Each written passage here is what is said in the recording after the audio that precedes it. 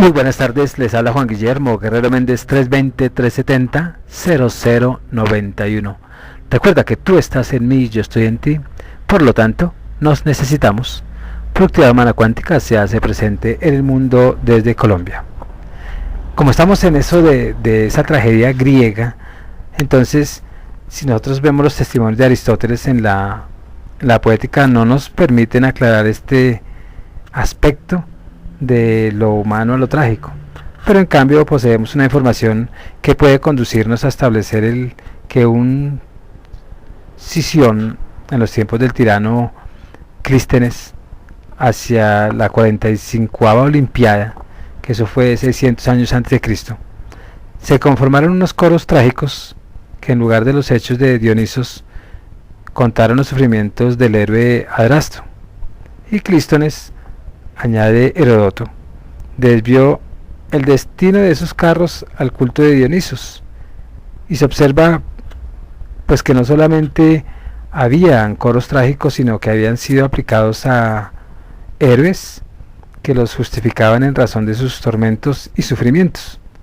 Heródoto no dice qué contenido tenían esos cantos corales que pasaron al culto de Dionisos,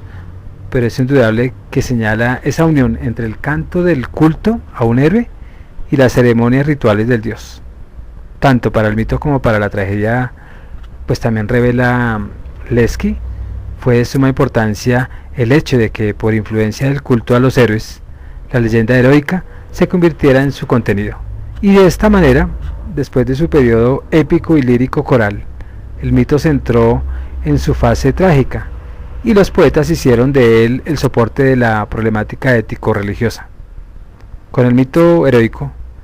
pues la tragedia hizo suyos los temas que como un trozo de su historia vivían en el corazón del pueblo. Añadamos aún que es en razón de los tormentos y los sufrimientos de los héroes que el ditirambo, de tiempo en tiempo, y la tragedia siempre pudieron reemplazar a Dionisos por héroes y nunca por otros dioses del Olimpo, porque frecuentemente todos esos dioses del Olimpo estaban por encima de las vicisitudes del destino, más allá de las alegrías y de los dolores que Dioniso sufrió, lo mismo que los héroes. Entonces no podemos detenernos en este texto, digámoslo así, investigativo, sobre las diversas hipótesis que se han formulado respecto a la aparición del verso hablado y a su relación con el canto coral dentro del desarrollo de la tragedia.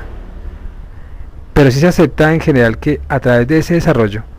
la amplitud de los temas de la mitología, que eran ya pues el nuevo contenido de los cantos corales, pues hicieron necesario ilustrar al oyente por medio de un prólogo, y que tanto la presencia de un recitador entre dos cantos como el diálogo, que luego adelanta con el corifeo, pues fueron dos pasos subsiguientes obligados por el nuevo proceso dramático, y hay testimonios suficientes para asegurar que fue Tespis el inventor del prólogo y el diálogo, y que este poeta griego pues del siglo VI a.C., designado tradicionalmente como el creador y padre de la tragedia, pues fue el que le expidió carta de esa naturaleza del drama ateniense, y no deja de justificarse el entusiasmo de la señora de Romili en su estudio sobre el teatro de Grecia, sobre la tragedia griega, cuando ella dice que después de tentativas vacilantes en diversos puntos del Peloponeso, la tragedia surge un bello día en el Ática, y existieron sin duda muchos ensayos, pero hubo una fecha oficial que es como el acta de nacimiento, que está entre el 536 y 533 antes de Cristo,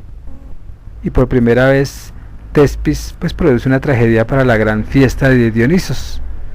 Esta fecha pues tiene para nosotros algo de conmovedor. Ningún otro género literario ha tenido un estado civil tan preciso, y en esta época reinaba en Atenas el tirano Pisístrato, el único tirano que Atenas conoció, y entrada a la vida ateniense por el efecto de una decisión oficial insertada en toda la política de expansión popular. La tragedia aparece ligada desde sus comienzos a la actividad cívica, amparada por los dos padrinos de su nacimiento, que es Dionisos y Atenas. Entonces, después de Tepis y antes de Esquilo, pues no se recuerda dentro del desarrollo del drama sino a Querilos, Platinas de Fliunte y Frínicos. Ya nos referimos en este momento pues al papel que cumplió Platinas como reformador del drama satírico, de acuerdo con el espíritu dórico de su país de origen. En cuanto a Querilos, pues ignoramos sobre él casi todo,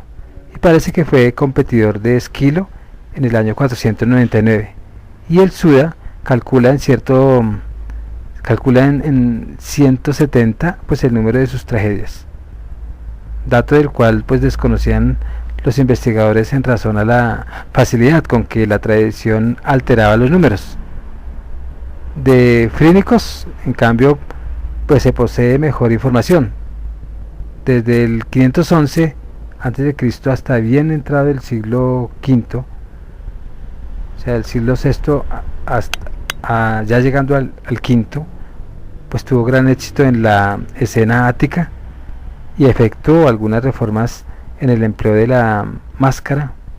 y el Suda consigue a su favor una victoria de la Olimpiada 57. Dionisíacas del siglo VI, los inicios del siglo VI, y se mencionan frecuentemente dos obras suyas que llevan el mismo título de dos piezas de una trilogía de Esquilo, los egipcios y los danaides, y se sabe que llevó por primera y última vez al teatro griego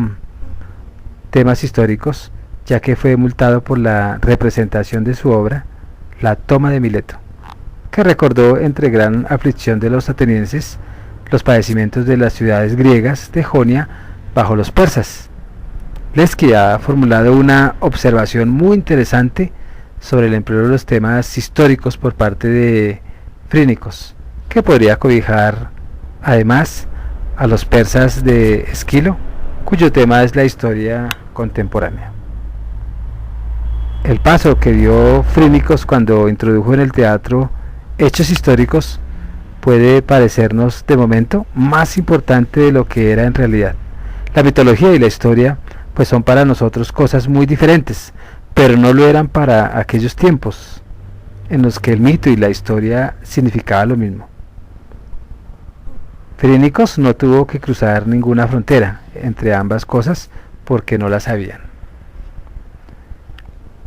Agreguemos, por otra parte, al terminar esta pequeña reseña sobre esos autores trágicos que siguieron a Tespis, que desafortunadamente la pérdida de sus obras no nos ha permitido conocer el proceso de desenvolvimiento del drama hasta Esquilo. Sófocles y Eurípides dominaron el siglo V a.C. y escribieron entre las tres cerca de 300 obras, cerca de 300 obras, de las cuales solo nos han llegado 32. No conocemos en cambio ni una sola pieza de las demás poetas trágicos, muy numerosos, que durante 100 años se presentaron e incluso triunfaron bien, y los grandes dionisíacas se presentaban en las fiestas leneas. Bueno, ya con ese trabalenguas de la tragedia griega, de sus obras y del teatro y todo lo que presentaban como historia, o más bien la historia era presentada en el teatro, pues es de resaltar que de una u otra manera el hombre siempre ha querido mostrar su pasado.